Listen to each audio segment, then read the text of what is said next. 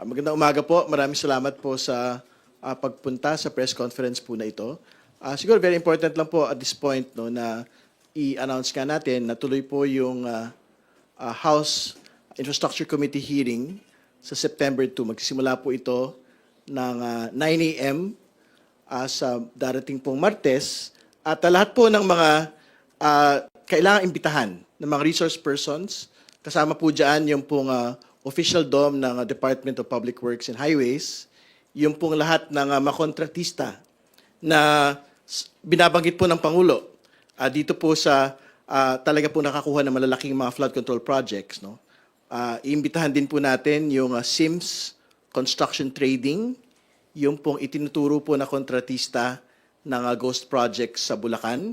Imbitahan din po natin yung iba pa hong mga ahensya ng gobyerno na makapagbigay po ng konteksto dito po sa proseso ng pagkakaroon po ng mga proyekto ng gobyerno. So kasama ho dyan po yung GPPB, which is the Government Procurement Board, at yung pong PICAB, yung po nag-accredit po ng mga kontratista. Very important siguro na maglinaw ho sila dahil meron pong fresh allegation from the Senate na even po yung accreditation daw po ng mga kontratista ay bat-bat daw po ng katiwalian. So, yan po yung mga inaasahan ho natin pagdating po ng araw po na yan.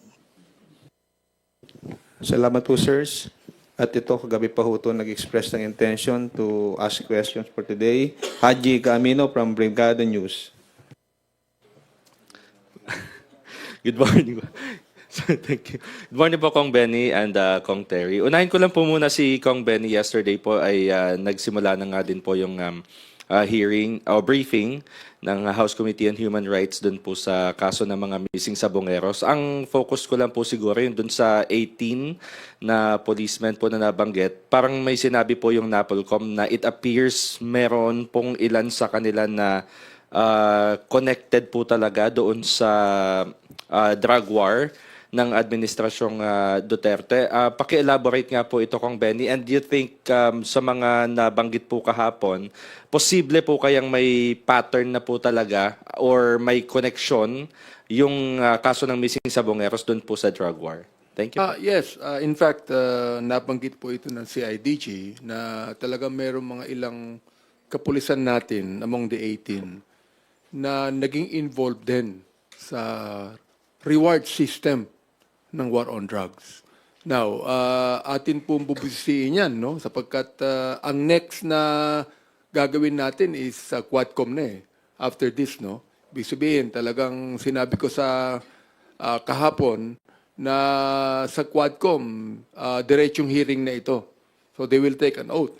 So gusto nating malaman ang talagang ang ilan sa kapulisan na nasa kusdiya ngayon ng ating Philippine National Police ang naging involved sa reward system ng war on drugs ng araw.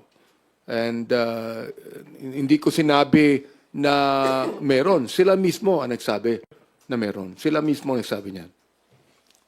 Does this mean, Kong Benny, na yung mga involved na policemen, like for example, kahit na yung mga nasa under preventive suspension na 12 and yung 6 po na na-dismiss ay iimbitahan doon sa Quadcom hearing? We are going to invite lahat yan, no? Ang involved na implicate sa missing sabongeros. Kasi bakit kahapon, sinabi ko nga kahapon na this committee is quite disappointed, no? Sapagkat parang walang nangyayari sa investigasyon. Although, andyan ang DOJ, andyan ang CIDG, andyan ang NAPOLCOM, no? That are actually investigating. So, lalo natin makikita po ito when we have the Quadcom. No? Sapagkat gusto natin talaga makita na itong mga rogue policemen na ito na under preventive suspension, ang iba ay na-dismiss na, ang iba ay exonerated pa. Ano? So we'd like to find out kung ano talaga itong mga to. May schedule na po ba, Kong, ng pagsisimula ng Quadcom? Magkakaroon kami ng meeting ng mga kasamahan ko next week, ano? Kung kailan namin sisimulan ang Quadcom hearing, but definitely it will be in the month of September.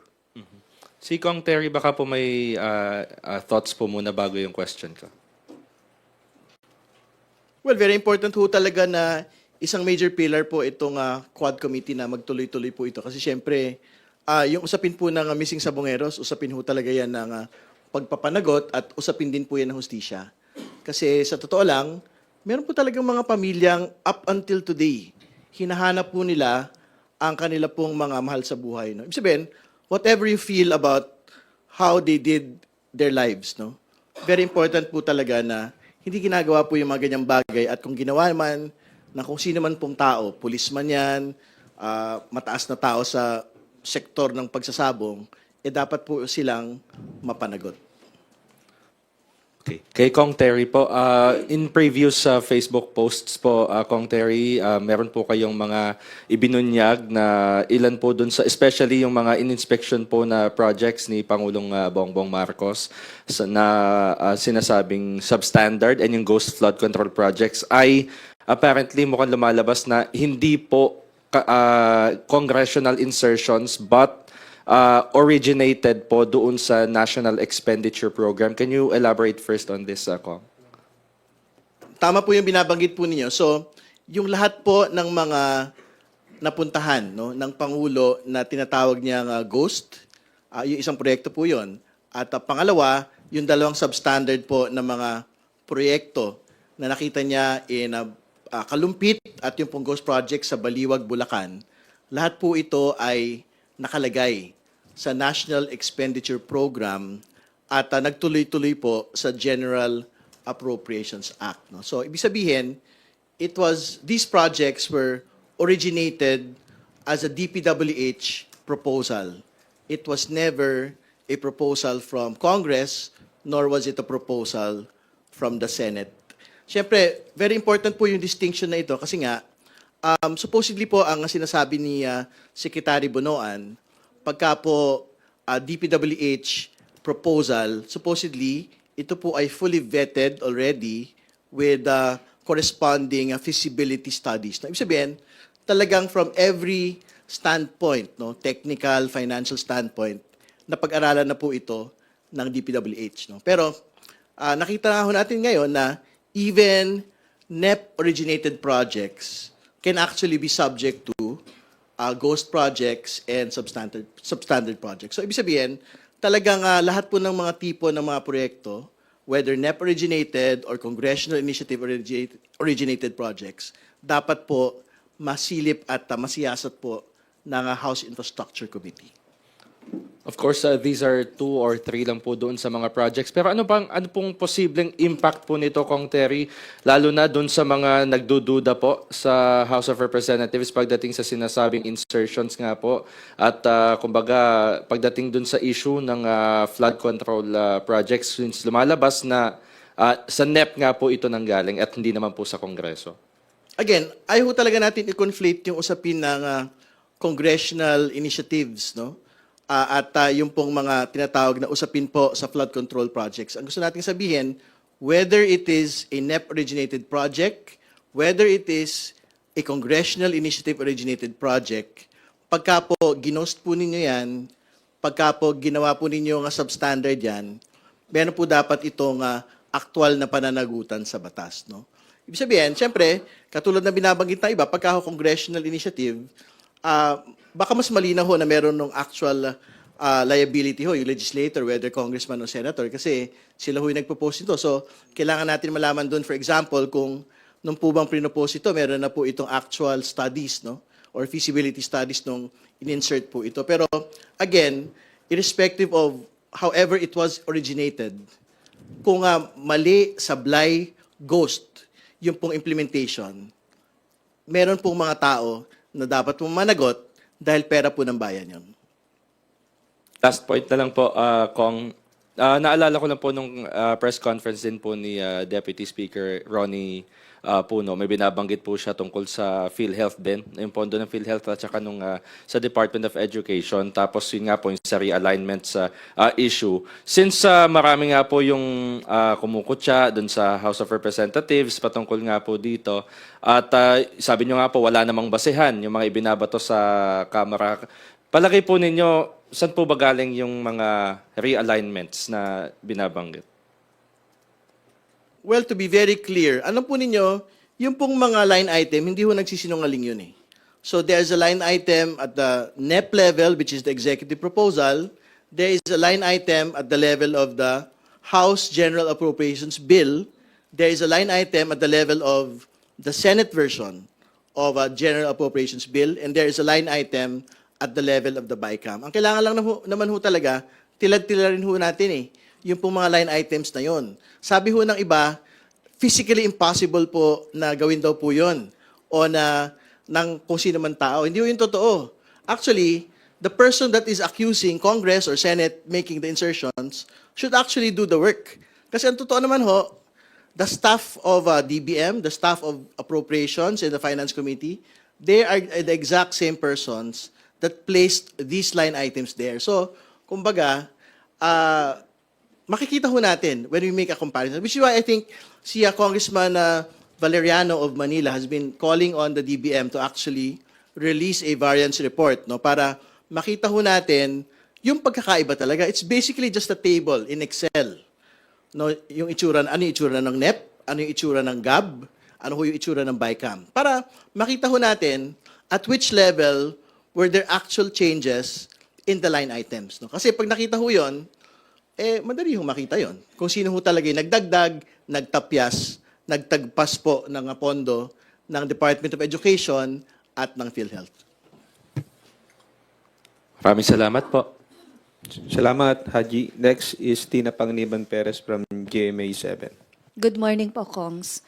On the President's order to conduct lifestyle checks on government officials, ano pong thoughts nyo doon? And should that also cover members of Congress, congressmen, and senators? I think the call, of course, of the President is on all, no? Pero I'm also quite sure na he also wants to respect yung pong co-equality ng branches of government. I think wala naman ng problema na magkaroon din po ng lifestyle checks sa mga miyembro po ng Kongreso, miyembro po kahit ng hudikatura. Kasi syempre, kailangan naman po talagang all-encompassing. And more importantly, meron po talagang mga expectations, no, on all government officials, on all government employees, na talagang mo pong dapat we should be able to lead and live modest lives, no? So I think very important po 'yon na hindi lang ho mag-target, for example, on DPWH, but on each and every agency and on each and every political branch of government. Ako, I'm in favor of that. No? Kung nais ng Pangulong simulan sa DPWH, well and good, no? Pero kinakailangan lahat, sabi nga ni Congressman Terry doon, lahat yan, pati judiciary, lahat na. Talagang magkaroon ng lifestyle check, no? I'm in favor of what the President has said. Sir, for both congressmen, what are your thoughts naman on the People's Budget Review? Makakatulong kaya yun? Well, sa akin, tama lang, no? Na talagang reviewin ng taong bayan ang budget na ito. I'm in favor of making it really public, no? Na mapag-usapan itong budget na ito kahit sa BICAM na open sa publiko para wala na tayong pwedeng itago pa, no? At maging tama ang dapat nating ibigay sa taong bayan tungkol sa budget natin.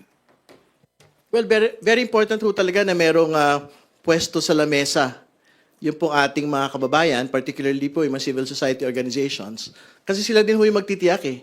Noong pong transparency ng budget, sila ho magtitiyak kung tama ba o hindi. For example, yung pong mga congressional initiatives, sila ho yung magtitiyak kung tama rin ho ba yung mga executive proposals po under the NEP, kung kailangan ba talaga yan, mahalaga ba yan, dapat bang magtuloy, halimbawa yung pagtatayo ng mga dagdag na gusali, ano pa ho yung kulang sa mga social programs na atin po nga ibinibigay sa atin po mga pinakamahirap po ng mga kababayan. So, very important po na mapakinggan po natin directly and institutionally ito pong mga pagtingin ng atin pong mga sektor po, particularly yung mga nasa laylayan. Sa akin, kailangan ding malaman ng taong bayan, pag pinag-usapan yung NEP, binigay po yan ng DBM eh. And hindi po yan ibinigay ng Kongreso. ibinigay sa amin ng DBM yung NEP na yan, no? Sila ang nagbigay ng pondo sa mga distrito o sa mga lugar na dapat bigyan ng pondo, no? At palagay ko ang nag-usap diyan, kung kinausap nila ay ang mga DPWH dapat kausapin, hindi ang mga congressman. O maaaring tawagin nating congressional initiative yan, no? Pero hindi po yan tinatawag na congressional insertions. Wala po yun. Sir, related po ito. Meron pong sinabi si Vice President Sara Duterte on the investigations right now on infrastructure projects. Ang sabi po niya, huwag tayo tumigil sa FCP. Noong 2024, nagsabi na ako sa school building program pa lang ng DepEd, pinaghati-hatian na ng members of House of Representatives. Walang nag-react, hindi lang naman flood control. Your reaction po?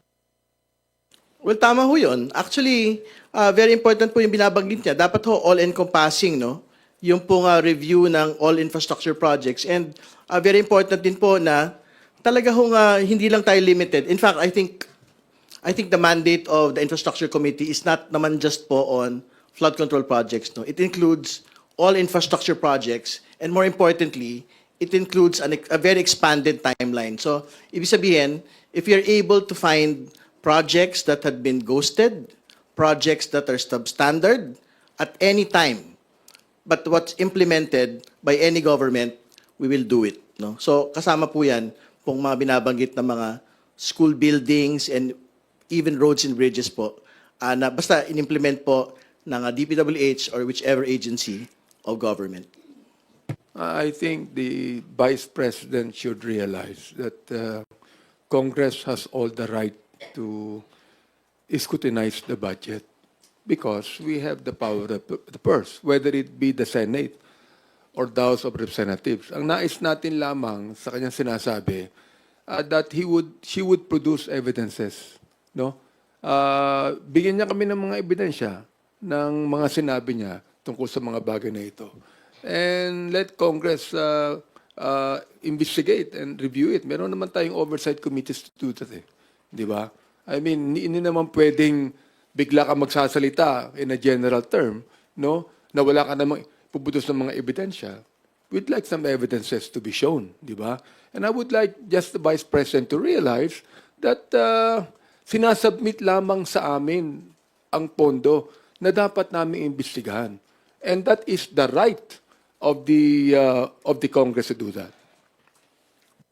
Just to add po to what Congressman Benny is saying, so para magka-walkthrough lang po tayo siguro nung mga pwede hong dinggin po ng House Infrastructure Committee. So I think on the first day, we will go to the sites, no, that the President visited, particularly Bulacan. No, if we are able, for example, to discuss also yung pong kanyang visit to Benguet. Kasi syempre, I think he has particular concerns there as well, no, particularly po sa usapin po ng rock netting and usapin po nung slope protection. So hopefully we can discuss that on the first hearing, but most definitely mapag-uusapan po yan at a future hearing. Pangalawa, very important din po na, I guess, puntahan ho talaga natin yung mga lugar kung saan ho may mga totoong baha, no? So hindi lang ho ito sa Bulacan, eh. Hindi lang po ito sa particularly mga nakikita ho natin sa TV in the last couple of weeks, no? Up until Bicol region, up until Cebu. So I think kailangan ho magkaroon ng pagpunta rin sa mga regions po in the south, no? So dapat matingnan ho natin yung flood control projects in Mindanao Island, yung pong iba't ibang mga rehiyon po ron, para talaga po all-encompassing at makita ho natin kung kumusta din po yung implementation ng DPWH dito po sa mga lugar po na ito. Sir, clarification lang po, Kong Terry. Yung day 1, September 2, sa Bulacan po kayo magsasagawa ng hearing kasabay ng site inspection? No, sorry. So I have to clarify myself. Yung hearing po will happen here in Congress, but the focus of the hearing will be on the Bulacan site visits of the President. Kasi yan na po yung talaga may inabot pong pagsisiyasat at pagtatasa, no, kung ano na po yung itsura ng pong mga lugar. No? So marami na hong mapag-uusapan doon sa totoo lang. Kasi nga una, mapag-uusapan ho doon yung ghost projects. Mapag-uusapan din po doon yung mga undercapitalized firms, no? Katulad po ng ibang mga sangkot po rito. Tapos pangatlo, pag-usapan din po dito yung mga malalaking mga kontratista na gumagawa po ng mga substandard projects, no? So, yun po. It will happen here in the House at the People's Center, pero we will be focusing on Bulacan on the first day. Thank you, sir. Thank you, Tina. We will now hear from Mela Lismoras of PTB4. Sir, follow-up lang po regarding dun nga sa House Infrastructure Committee hearings. Kanina po kasi nabanggit nyo yung lahat nga dapat imbestigahan ng infrastructure projects. Yung Infracom po ba, tututok lang siya sa flood control projects or may posibilidad din na lumabas kayo ng yun nga, yung mga roads, bridges, other infra projects? Broad po yung mandate ng House Infracom, no?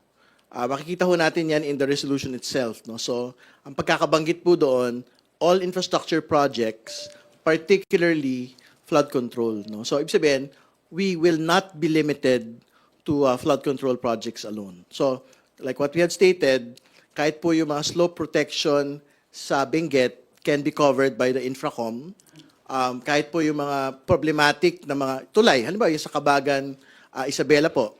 So pwede ho mapag-usapan. In fact, meron na po House Resolution na ilalapag po sa Infracom relating to this, no? So, yun, hindi siya limited ng scope only to flood control. Opo. And naalala ko po kasi, sir, nung 19th Congress... Let me add yes to what po. is said. No?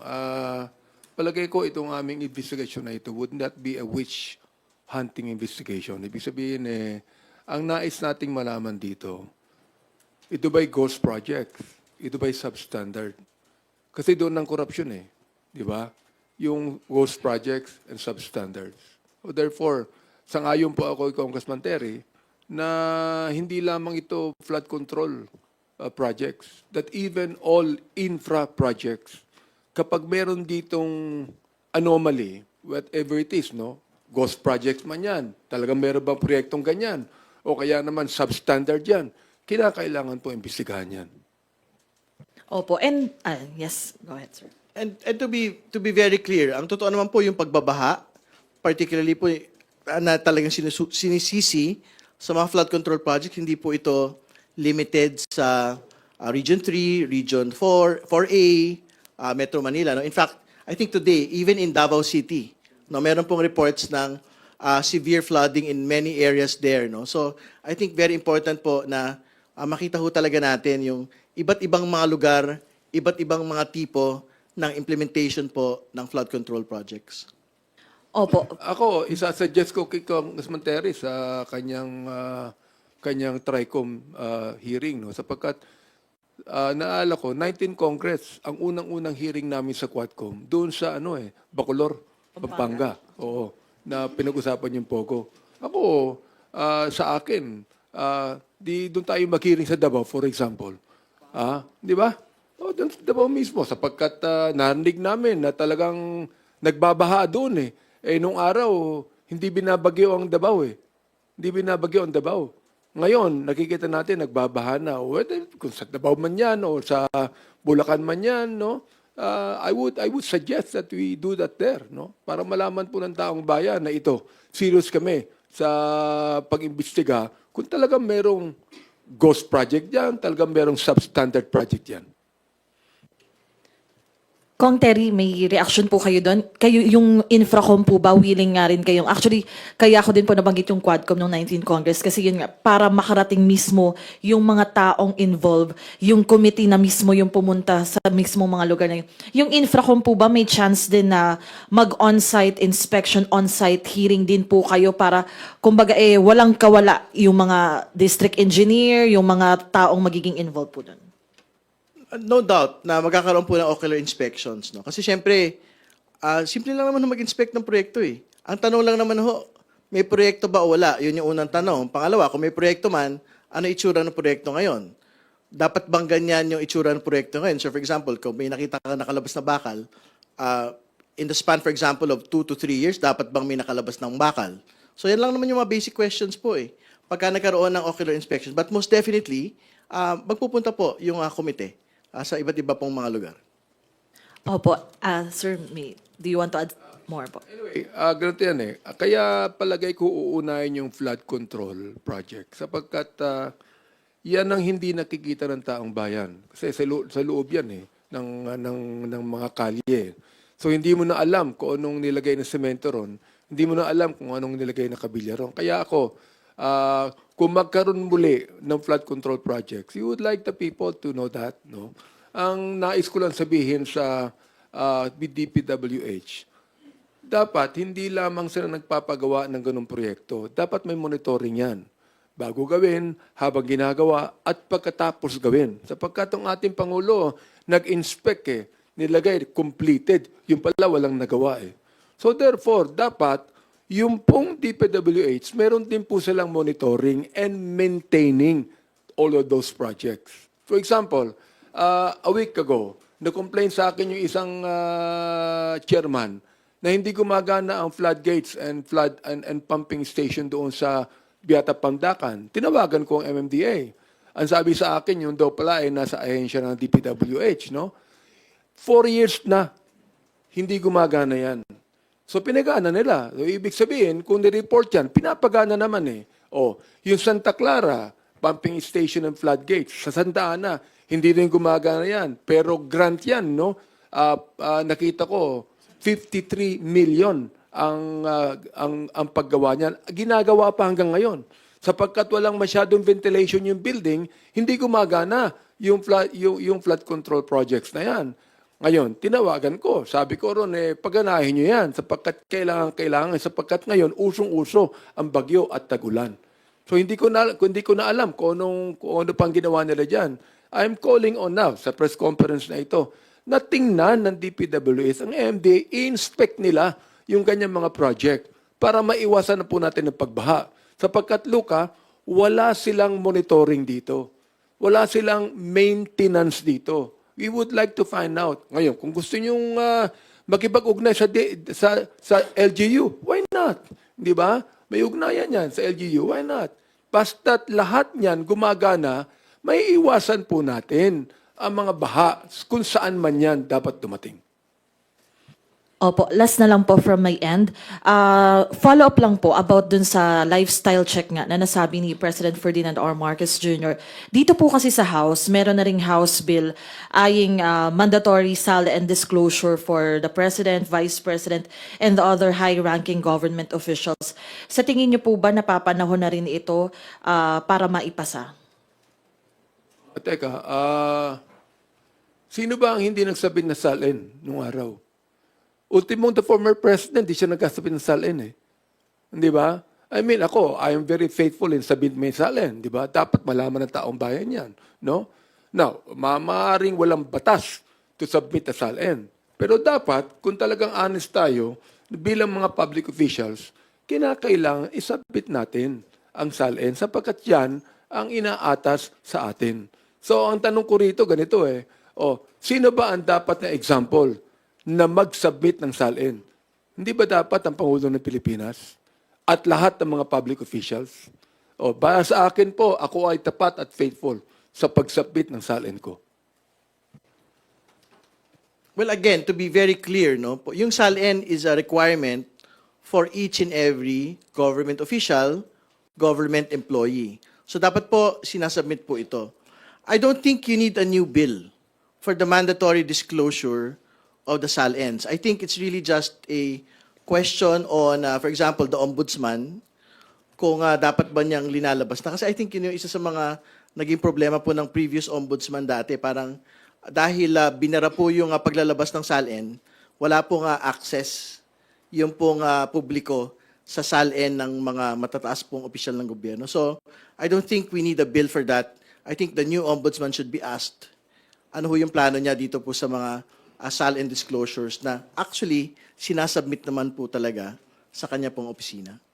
I would like to add, alam mo, kaya nung I think it was in the 14th Congress where I filed a bill sapagkat ako ang chairman ng Committee on Public Information na magkaroon tayo ng right to information. Ako yung nag-file niyan Oo. And almost it was approved in Congress. Until such time na pinigilan ako ng mag-sponsor muli, no? Hindi po na-approve yan. Oh, sinabi ko nga kung sa basketball, yung the last 2 minutes, ma-approve na yan Pero hindi pa rin Kailangan na po natin ngayon ng the right to information. Sapagkat dito, ito ang weapon ng ating mga common na kababayan natin na makita nila ang talagang gawain ng mga public officials. You see? Sapagkat wala pa tayo ngayong right to information law. Dapat magkaroon na po tayo niyan. Okay, thank you po. Salamat, Mela. We will now call on Kat Porbes of Radyo Pilipinas for her questions. Sir, magandang tanghali po. Kay Kong Benny po muna dahil nasa Manila po itong tanong ko. Yesterday po, meron pong inilabas si Mayor Isko na listahan po nung 14 billion worth po na flood projects sa Manila na iniulat po as completed. Pero still, nagbabaha pa rin po sa lungsod. At meron din pong isang contractor doon, yung GLC Construction and Supply Incorporated, na meron siyang nakuha doon sa 14 billion, 1.4 billion worth of flood control projects po ito. And coincidentally, ito pong contractor na to, ito po yung kinasuhan ni Mayor Isko or ng city government dahil po dun sa illegal demolition po nung Rizal Avenue Sports Athletic Complex. Your reaction po regarding po dito na napakalaking halaga pero wala pong naging epekto?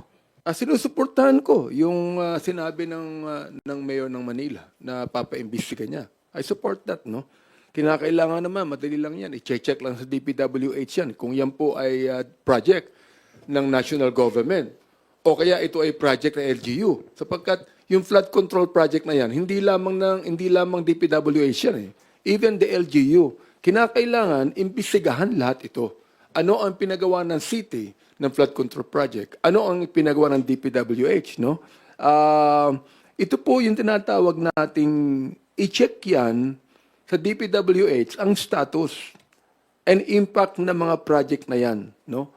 Sa national government, for example. Kaya I'm all for that, na dapat talaga imbestigahan yan. Oo, kung nais niya, unahan niya yung distrito ko just to find out, no? Kung talagang, kasi alam mo ang Manila, just to inform everyone, Manila is actually a prone to flooding yan sapagkat below sea level ang karamihan dyan, especially my district. At doon din dumadaan ang main tributary ng mga ilog natin. For example, like in my district, doon dumadaan ang Pasig River, dyan nagpupunta ang San Juan River, dyan nagpupunta ang mga ibang mga maliliit na mga estero. Pero hindi lang talaga dapat Manila. Dapat yan Metro Manila. Sapagkat look, hindi lang Manila ang problema rito. For example, like ang San Juan River, napakarumi niyan. Yan ay sinasabi ko nung araw pa. Kasama ang Quezon City, kasama ang Mandaluyong, kasama ang San Juan, kasama ang Manila. Kung makakasundo sila ng lahat yan, lahat yan ay pag-usapan po yan. Lahat yan imbestigahan. I'm in favor of that.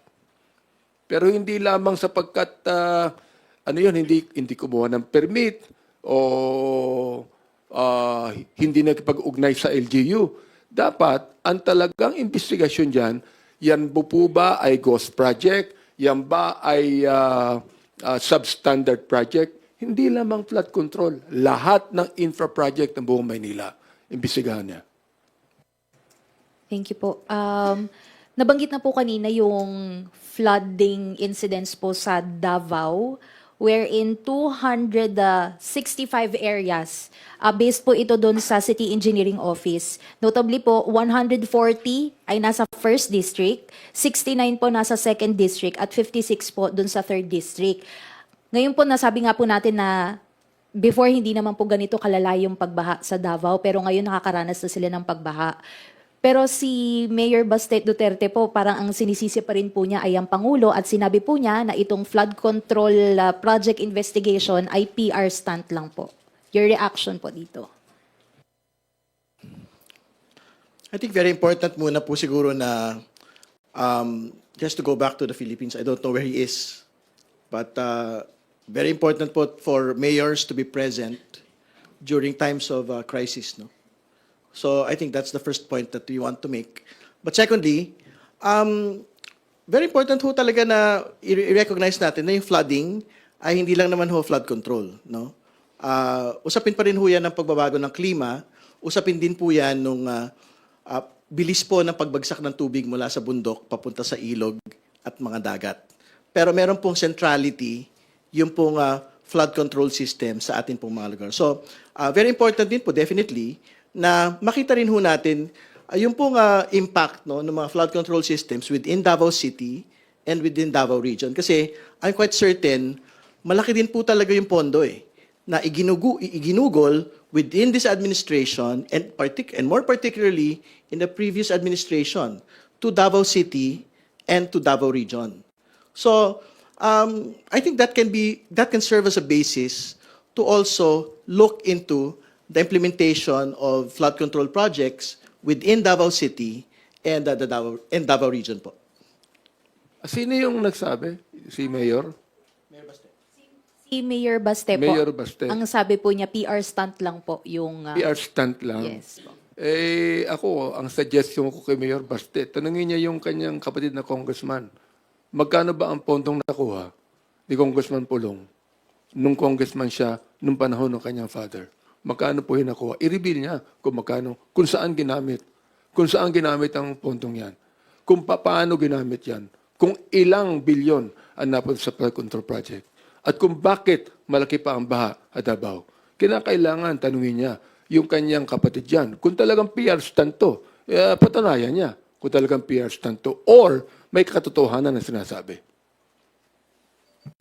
Sir, nabanggit niyo nga po na tignan din yung pondo na nakuha from the previous administration. Yung magiging investigasyon po ng Infracom, meron po ba kayong parang timeline na from previous administration, Duterte, Gloria, Noy, Aquino administration up to today po or hanggang saan po ba?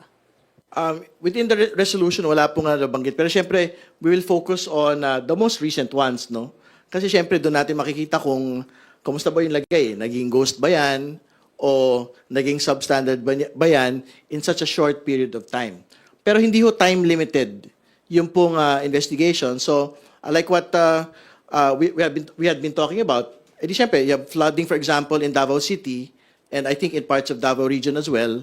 So, if the idea there is, bakit nagbabaha within Davao City, you've mentioned the districts already, at malaki ho yung pondo na naibigay, ano ho yung nangyari sa pondo po na yun? Was it actually implemented well, or was it subject to the same concerns that we have today in different areas, which is ghosted projects or substandard projects? Kasi nga, and like what Congressman Benny had stated, si Congressman Pulong naman po has been in Congress, I think this is his third term Di ba? So, kumbaga, we'd like to be able to know how much of the flood control projects had actually been placed into his district and had these projects actually been very successful.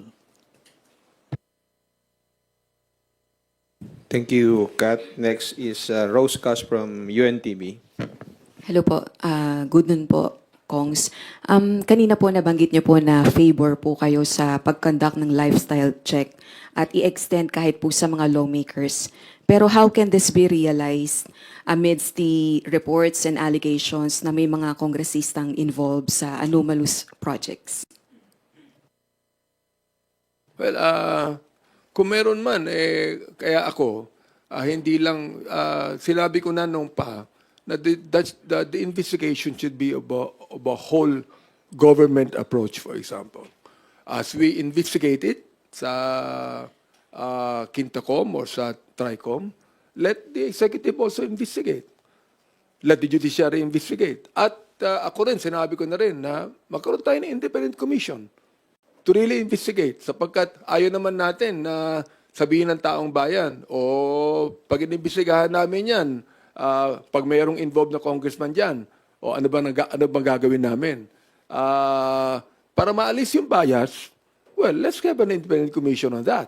Di ba? I mean, tama na yung tinatawag nating cover-up o takipan. Yan, binanggit din yan ni Senator Lacson, no? Pagka minsan, hindi ko alam ba't nasisisi ang House of Representatives. Samantalang doon sa Senado, meron din eh. Kaya nga sinabi din niya ni Senator Lacson na meron din mga senador na involved yan. So therefore, magkaroon tayo ng whole government approach in investigating this anomaly. Sapagkat the people should know. They have the right to know whatever happened to this project. Ito, naniniwala ako bilang chairman ng Committee on Human Rights, this is also a human rights violation sapagkat apektado dito ang buhay ng taong bayan. Meron po nga centrality yung public sa lifestyle checks, no? So, ibig sabihin, nakita naman ho natin yan eh. Over the course, for example, of this flood control controversy, no? Lahat po ng mga DPWH officials, lahat po ng, I think even yung pong mga pamilya ng mga kontratista, hindi ba, talagang sinubject po to a lifestyle check ng publiko, no? So, ibig sabihin, lahat po ng mga resibo ng mga DPWH officials at kontratista sa social media, talagang nalalahad po ngayon. So, I think in the same manner, pwede hong gawin yan ng mga kababayan ho natin sa mga kongresista at senador. Kasi ang totoo na, like what we had stated earlier, I think the requirement for government officials and employees is for us to lead modest lives. No? Ano ba ibig sabihin nun? Yung bang bilyonaryo can actually lead modest lives as compared, for example, sa mga ordinary mamamayan? I think they still can. Kasi ang distinction naman po of leading modest lives, yung hindi ho natin dapat ipinapamuka eh. Yung pong kayamanan o yung wealth, no, sa atin pong mga kababayan. No? So, I think pagka ho na lifestyle check yung mga congressman tsaka senador, I think they will be forced also to take a step back at talaga hong tumalima doon po sa panawagan po ng, I think it's a law sa atin pong mga kababayan, sa atin pong mga opisyal at empleyado na dapat hong simpleng pamumuhay kung tayo po ay nagsiservisyo sa atin pong mga kababayan. Sa tingin niyo po ba kailangan na pong magsagawa ng lifestyle check yung ombudsman dun po sa mga implicated lawmakers? Lalo na po nabanggit niyo po na mismo sa social media, na-flex yung pong mga kayamanan ng mga certain lawmakers. Malaya naman po yung ombudsman na gawin po nila yung trabaho nila. No? So kung tingin po nila, this can be a subject of a lifestyle check or a further investigation relating to unexplained wealth, sila po yung bahala. Malaya naman po silang gawin po ito. Alright. Kanina po kinonfirm po ni Congressman Leviste na ang big fish po dun po sa bribery attempt sa kanya ng isang DPWH district engineer ay yung pinalitan niya po sa pwesto, si former Congressman Buhain. At ganito na raw po yung kalakaran sa kanila pong distrito na for 3 decades pinipili po ng kongresista kung sino po yung mga kontratista sa mga proyekto. What does it say? Systemic po ba yung ganitong kalakaran? Well, una ho sa lahat, like we already mentioned, I think this can be a subject of a future Infracom hearing. No? Kasi una, involved po yung district engineer dito. Pangalawa, meron pong actual corruption allegations. Pangatlo, meron pong actual bribery attempt na nagawa. No? So, we'd like to get more information from Congressman Laviste and syempre from the district engineer involved. And most definitely, we can invite former Congressman Eric Buhain to shed light. Kasi syempre, mahirap naman ho na si Congressman Leviste lang po yung nagsasalita dito at hindi po mapagbigyan ng pagkakataon si former Congressman Buhain na idepensa naman din po ang kanyang sarili. No? So, I think we will reach that point. No? Pero, syempre, unahin muna natin yung mga pinakamahalaga pong mga proyekto na talaga pong na-ghost at na-substandard po over the course of the years. Thank you po. Rose, Earl Tobias from IBC 13. Go ahead, please. Good afternoon po, Congressman Benny, Congressman Terry. Unang tanong po kay Kong Benny. Kung kahapon ang isa sa mga idiniin na tanong ni Vice Chairperson Jinky Luistro ay paano raw po ba kung talagang walang mag-match doon sa DNA na galing doon sa mga kaanak ng mga nawawalang sabungero doon sa natitira pa mula sa 85 na butong nasa forensic examination pa rin ng PNP. Kung as a chairperson, ano po yung pananaw ninyo kung sakasakali nga po na wala talagang mag-match, sir, sa mga buto? Yun ang disappointment namin, no? Sapagkat hanggang ngayon ay wala pa silang nakikitang DNA that will actually implicate, no, doon sa missing sabongeros. So therefore, ang pinag-uusapan namin ni Congresswoman Jinky dito ay walang kaso. Di ba?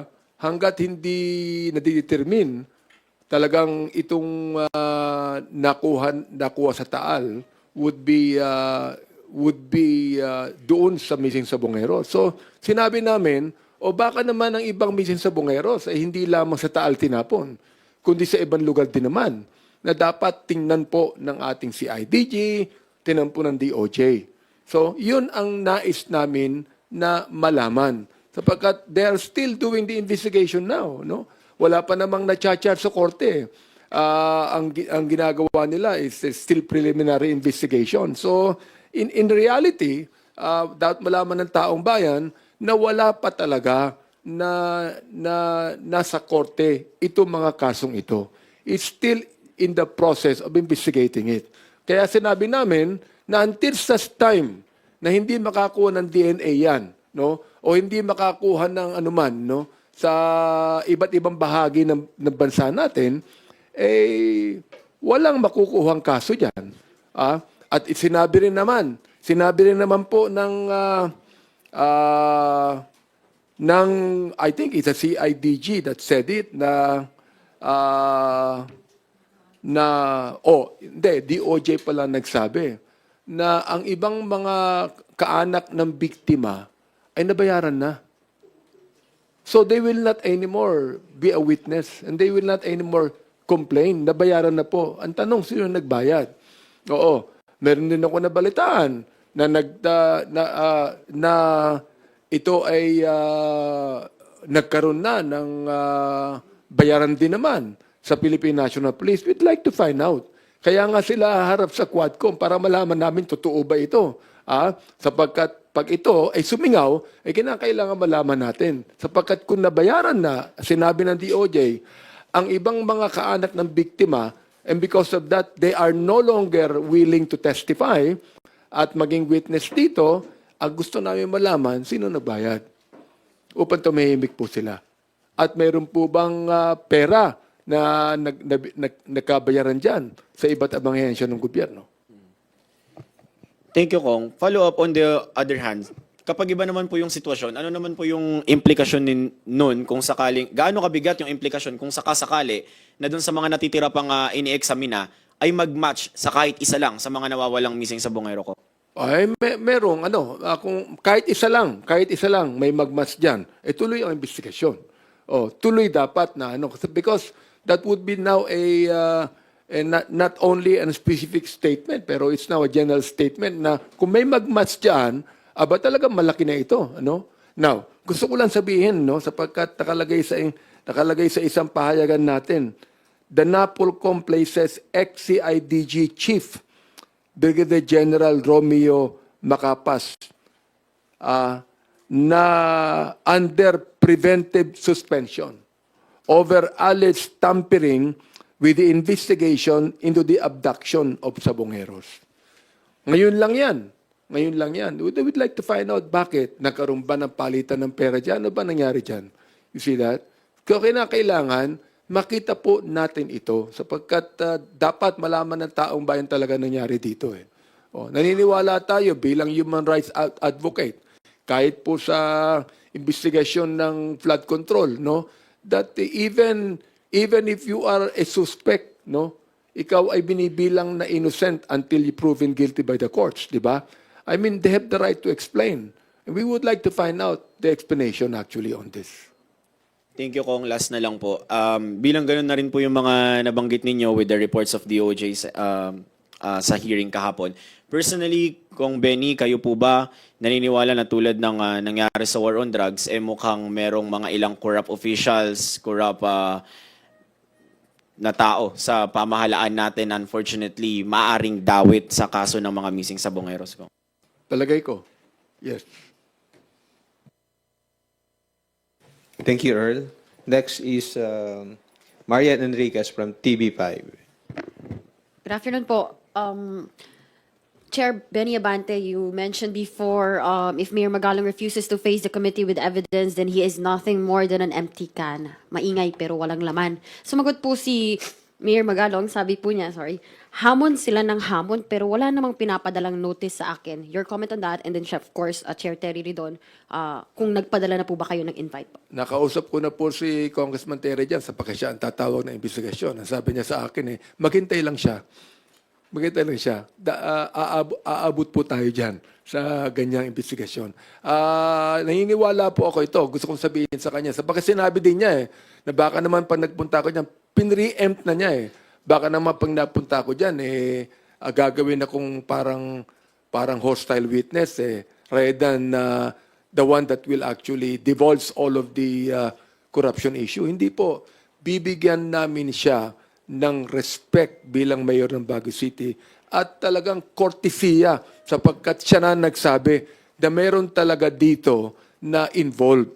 Ang nais lang namin ay humarap siya, mag-take siya ng oath, ipangalan niya at ibigay niya lahat ng ebidensya tulad ng sinabi niya sa ating Pangulo. Nagulat nga siya yung sinabi ng Pangulo na magkikipag-usap ako sa iyo. Binigay niya yung mga documents. Pag siya naimbitahan po at talagang iimbitahan siya one day, huwag siya mag-alala, darating po yung invitasyon na yan, ay humarap siya at sabihin po niya sa taong bayan, sino man yan, ano man yan.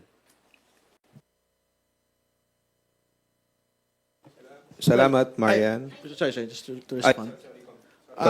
Well, again, to reiterate what we had already stated before, malaya po si Mayor Magalong na magpunta po sa Kongreso. Like what Congressman Benny had stated, the invitation to him will come in time. But again, the requirement for him to do this is first to do it under oath and particularly disclose the 67 lawmakers that he's saying that are contractors, and secondly, the list of lawmakers that he has na tumatanggap po ng 30 to 40% kickbacks, no?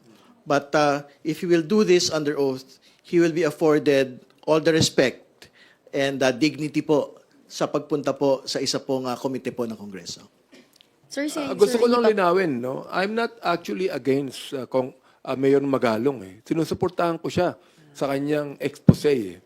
Ang kinakailangan lang talaga namin malaman, sino-sino yung mga taong yan. Ang binanggit niya, merong 67. O sino yung 67 na yan na involved yan, no? At alam niya, marami siyang alam. No? We'd like to find out. Sapagkat, meron siya ng Baguio City na dapat unang-unang asikasuhin niya yung problema ng Baguio, di ba? I do not know why he's been saying this publicly. Ang Kongreso ang kanyang tinutuon dito. So, I would like, again, to issue the statement and tell him na, sabi nga ni Congressman Terry, darating po ang panahon na imbitahan siya. So hindi po siya invited for first September 2, first hearing? First hearing. I don't think he has personal knowledge on Bulacan issues. Succeeding weeks. In succeeding hearings po. All right. I forgot na kung ano yung itatanong ko dapat. Pero, sir, you mentioned about, yung 67 or 62.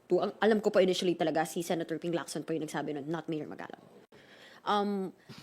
You also mentioned na mukhang, kung may ebidensya siya, humarap siya. Pero ano po masasabi ninyo na ito, even one of your colleagues po, Congressman Leandro Leviste, siya na mismo, meron na nga rin siyang evidence and may solid, kumbaga, may case study na tayo, isa pang ebidensya na previous Kong, talagang sinasabi niya, biding-bidingan yung dating Kong na pinalitan niya, siya daw yung namimili ng mga contractors. It was actually saying, kung ano yung specifically sinasabi po ni Mayor Magalong na may mga kongresista, kayo rin naman yung parang involved daw, tapos sila-sila rin lang daw po yung namimili ng mga contractors. What can you say about that, sir? Well, it's not for Mayor Magalong to say. It is for Congressman Leviste to say. Because that is a very specific case study. So, ibig sabihin, if he has all the information and all the evidence to back it up, particularly if the district engineer is the particular person that is stating it, then he should be able to state it on record. The district engineer should be able to make a public accusation against former Congressman Eric Buhain that this has been the situation in this particular district. Ako, I commend Mark Levisti on the expose. I commend him. Leandro Levisti. I commend him for that. No, nakausap ko din siya kahapon in the interview na kahapon nag-file na siya sa prosecutor's office ng mga demanda doon sa district engineer. No, at nais din niya na maging state witness ito upang i-divulge na kung sinong involved yan behind that. No? Na yung pagkakambanggit niya doon sa dating congressman, I hope na there is no politics in this sapagkat alam ko na sisigaw yung dating congressman o politiko lang to eh. So, he must separate himself from any kind of a political view on this. Talagang gusto niyang makita ng taong bayan na ito talagang corruption ito. Thank you, sir. Last na lang po, pahabol ko lang po kasi dun sa mga naging interview ni VP Sara, meron din po siya sinabi about nga dun sa, sunod ko lang dun sa mga school buildings. Baka would you like to comment po since nandito na po kayo previous congresses? Sabi po ni VP, hindi naman daw yung Kongs ang humihingi ng parte sa amin kasi diretso nilang kinukuha yung budget, diretso nilang kinukuha yung school building program, ang SVP, at pinaghahati-hatian nila sa loob ng House of Representatives at diretso nilang i-attach yung listahan nila doon sa GAA version, House version ng GAA at inakyat nila sa Senate. So, kaduda-duda daw noon yung bigla meron tayong pero ngayon may investigation flood projects. Kung seryoso raw talaga yun nga. Nasagot nyo na yun. Pero yun nga po, sir, meron pong allegation na nga pinaghahati-hatian nyo po sa loob ng House of Representatives. I hope it's not just saying it. We'd like her to give us the evidence on that. Nung mas maganda kung meron siyang mga ebidensya pwedeng iharap sa amin sapagkat ako hindi ako kasama dyan eh. Di ba? I mean, kung talagang meron siyang ebidensya, sabihin niya na yung mga ebidensyang yan. Talagang sinabi niya na pinaghahati-hatian ng Kongreso yan. Okay, sige, sabihin niya. Pero kinakailangan, meron siyang kasamang ebidensya dyan. At gusto kong sabihin din sa kanya na kung pag-uusapan po ang review ng Kongreso on the budget, pero pong karapatan ng Kongreso niyan. Pero tayong oversight committee niyan. Di ba? I mean, sa akin lang, sa ating Vice President, hinihiling ko lang sa kanya na i-back up niya ng mga ebidensya ang kanyang mga sinabi.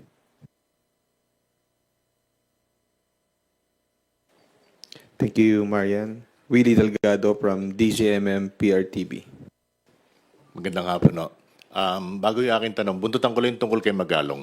Wala ho ba magiging kondisyon sa pagdalo ni Mayor Magalong since ang ilan sa mga binabanggit niyang involved sa flood control corruption is dito sa Congress? I-reiterate ko lang binanggit ko po kanina, he will be afforded all the respect, no, as mayor of Baguio City, but he will be required to do under oath two things, no. First, disclose the 67 names. Nabanggit kanina na it was originally Senator Lacson, but he also stated it eh. He reiterated that number, yung 67 lawmakers, contractors. So he has to be able to disclose it to the committee under oath, no. Second, yung pong binabanggit niya, paulit-ulit din po ito, meron pong lawmakers na kumukuha po ng 30 to 40% kickbacks. So he needs to be able to disclose it also under oath. Kasi mabibigat po ng mga akusasyon po ito eh. Hindi ba? So yan po. I think he can talk about anything, but he will be required to disclose these two things. Tama po yung sinabi ni Congressman Terry. He will be accorded all the courtesy and the respect. No? Pero ano po ba ang rules and procedure sa committee hearing? He must first of all take an oath. If he is going to do that, then papakinggan po natin siya Sapagkat bakit siya hindi mag-take ng oath? Kung talaga naman totoo ang sinasabi niya, walang problema for him to take an oath, di ba? And that is not disrespect. That is the rules of the committee pag pinag-usapan ng committee hearing. Regarding NEP budget,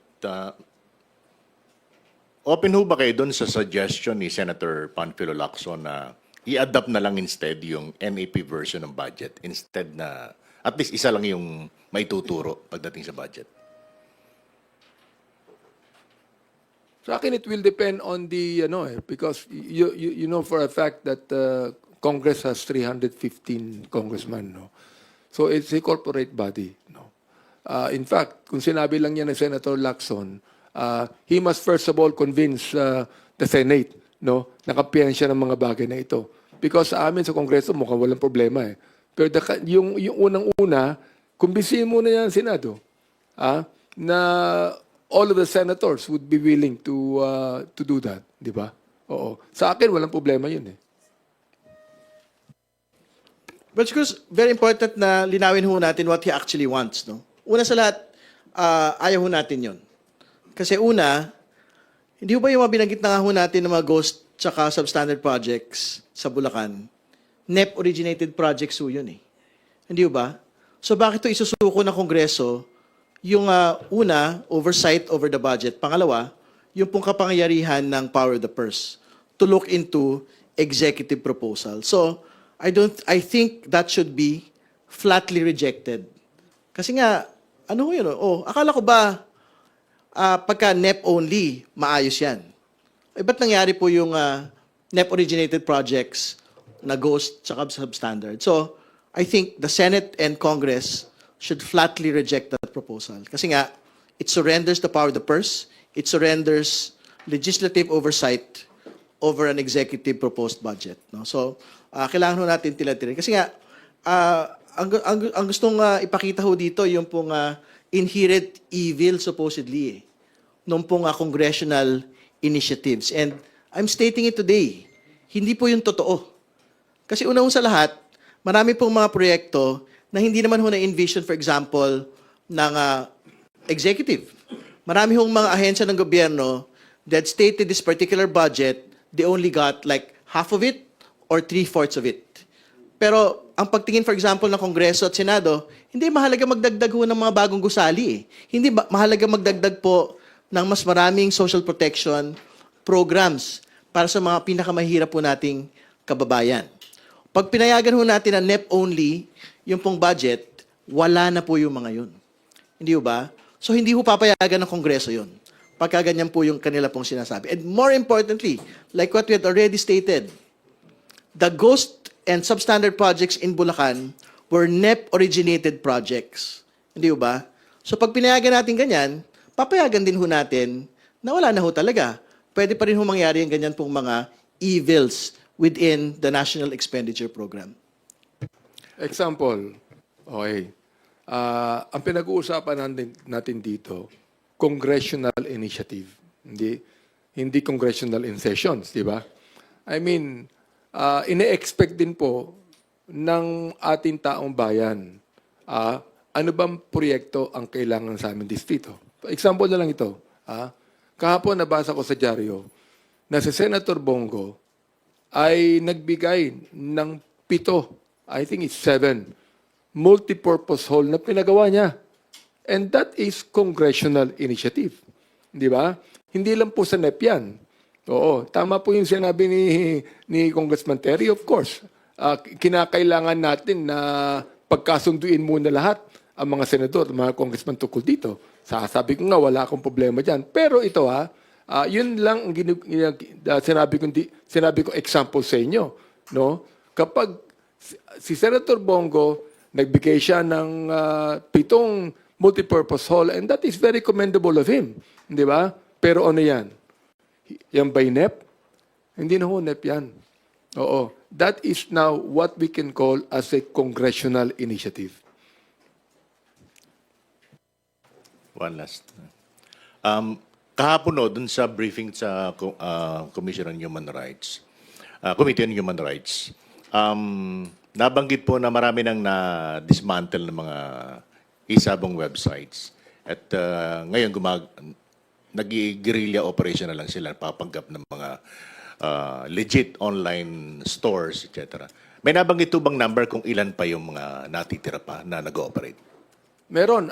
In fact, nabanggit nila na merong more than 52,000 na mga illegal, no, na sites. Okay? At ang natanggal nila now is more than 42,000. So, meron pang mga around 1,500 na kinakailangan hanapin pa nila, no? At ang problema nito, nanganganak eh. O, tatanggalin nila ngayon yan. O, wala pang isang araw. Balik na, manganganak nga. Oo. Yung mga mothers, it will take 9 months bago manganak eh. Pero ito, wala pang 24 hours. Andyan na. Nanganganak na po yan. Ano? Kaya sabi ko nga sa DICT, abay, kinakailangan, tinan nyo maigi yan. No? Sapagkat ang sabi nila, mahirap daw itong matukoy sa internet natin. Kaya sinabi ko sa kanya, bakit sa Malaysia? O North Korea, for example, hindi nakakapasok yung mga yan. Bakit sa atin? Bakit sa atin nahihirapan tayo? Ano ba yan? Yan ba'y politics? O yan ba'y talagang mababa ang ating yung equipment natin na makita ang mga bagay na yan?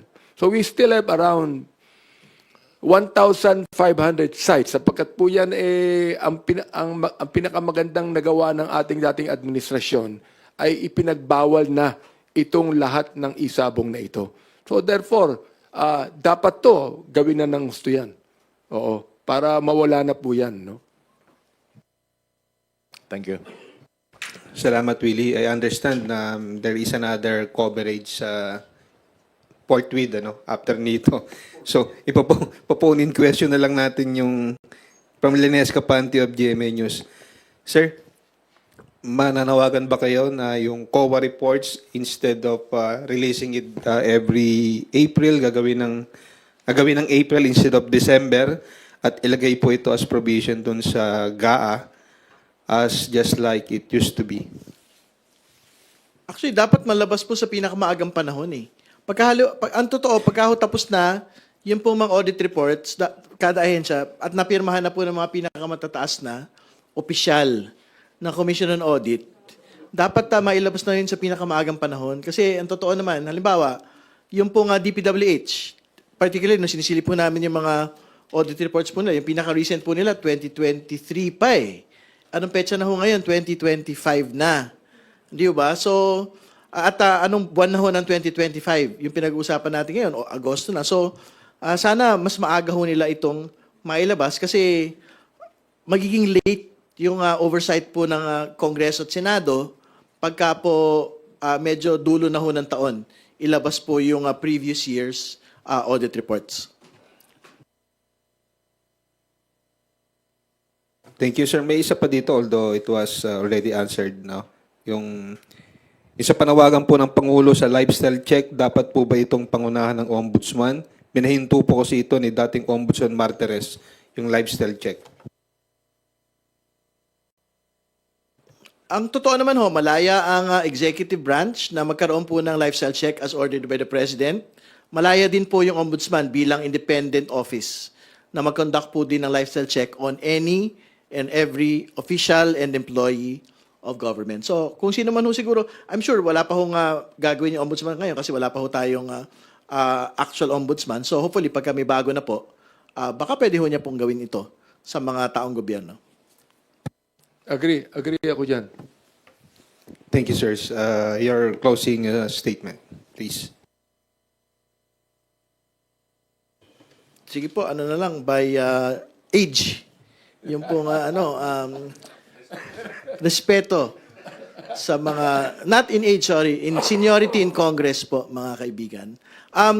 Again, sa darating pong Martes, magsimula na po talaga yung House Infrastructure Committee hearings.